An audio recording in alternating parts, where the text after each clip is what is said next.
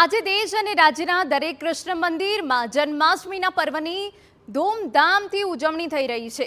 ત્યારે પણ કૃષ્ણનગરી દ્વારકામાં ભક્તોની ભીડ જામી છે। મોટી સંખ્યામાં ભક્તો મંદિરમાં દર્શન કરવા માટે ઉમટી પડ્યા।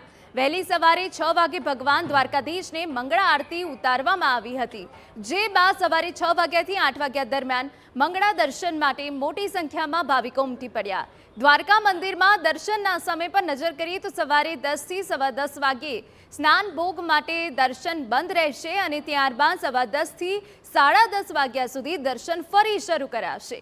શૃંગાર ભોગ માટે સવારે 10:30 થી પોણા 11 વાગ્યા સુધી દર્શન બંધ રહેવાના છે। શૃંગાર આરતી સવારે પોણા 11 થી 11 વાગે થશે, ત્યારબાદ સવારે 11 થી સવા 11 વાગે ફરી દર્શન થશે। વાલભોગ માટે સવારે સવા 11 થી સાડા 11 વાગે દર્શન બંધ રહેશે, ત્યારબાદ ફરી દર્શન શરૂ થશે। બપોરે 12 વાગ્યા સુધી દર્શન ચાલુ રહેશે, જ્યારે રાજભોગ માટે બપોરે 12 થી સાડા 12 વાગ્યા સુધી દર્શન બંધ રહેશે અને ત્યારબાદ બપોરે 12:30 થી 1 વાગ્યા સુધી દર્શન થશે। બપોરે 1 થી સાંજે 5 વાગ્યા સુધી મંદિરમાં દર્શન બંધ રહેશે। સાંજે 5 વાગે ઉત્થાપન દર્શન સાથે મંદિર ફરી ખુલશે અને સાંજે 5 થી સાડા 5 વાગ્યા સુધી દર્શન ચાલુ રહેશે।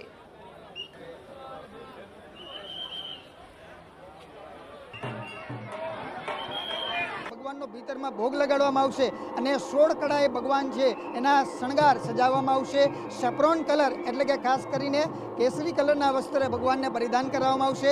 ભગવાનના મસ્તક ઉપર મોર પીછ મુગટ ધારણ કરવામાં આવશે।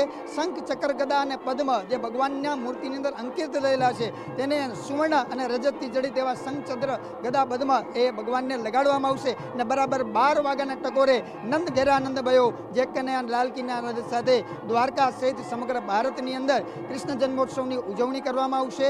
રાતના 2:30 વાગ્યા સુધી ભક્તો એ દર્શનનો લાભ પ્રાપ્ત કરી શકશે। એક જ જગ્યાએથી એન્ટ્રી છે અને એની બીજી વિરુદ્ધ દિશામાંથી એક્ઝિટ રાખી છે।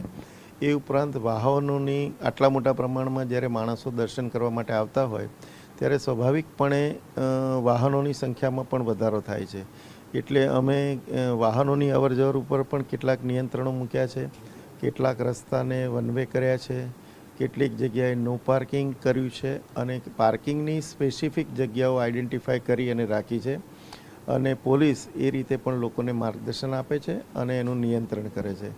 મને લાગે છે કે સૌ એમાં સહયોગ જે વ્યવસ્થા છે એમાં આપશે તો આપણે બહુ સારી રીતે બધા જ દ્વારકાધીશના આપણે દર્શન કરી દઈશું। જન્માષ્ટમીના પર્વને ધ્યાનમાં રાખીને દ્વારકામાં ચાંપતી સુરક્ષા વ્યવસ્થા ગોઠવવામાં આવી છે।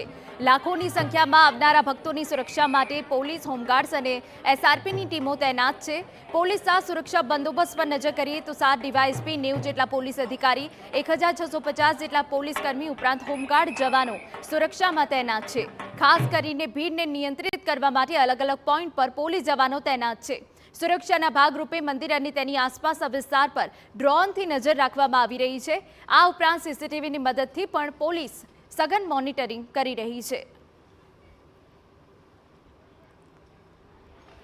એના પૂરતા બંદોબસ્ત માટે અમારા 7 ડીવાયએસપી, 90 જેટલા બીજા અધિકારી અને 1650 જેટલા બીજા પોલીસ કર્મચારીઓ અને જીઆરડી હોમગાર્ડના કર્મચારીઓનો સારું બંદોબસ્ત ગોઠવાઈ ગયું છે અને એનાથી જે ક્રાઉડ મેનેજમેન્ટ બધું પ્રોપર ચાલે છે। ટ્રાફિક મેનેજમેન્ટ અલગ અમારી પ્લાન છે, ડેડિકેટેડ ટ્રાફિક ટીમ છે।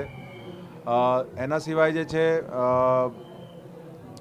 કિસ્સા કાતરું અને અસામાજિક તત્વો સારું એક કંટ્રોલ રહે એના માટે અમારી એલસીબી, એસઓજી અને સ્થાનિક પોલીસની જુદા જુદા ટીમે જે છે સિવિલ ડ્રેસમાં અલગ અલગ જગ્યા પેટ્રોલિંગમાં છે।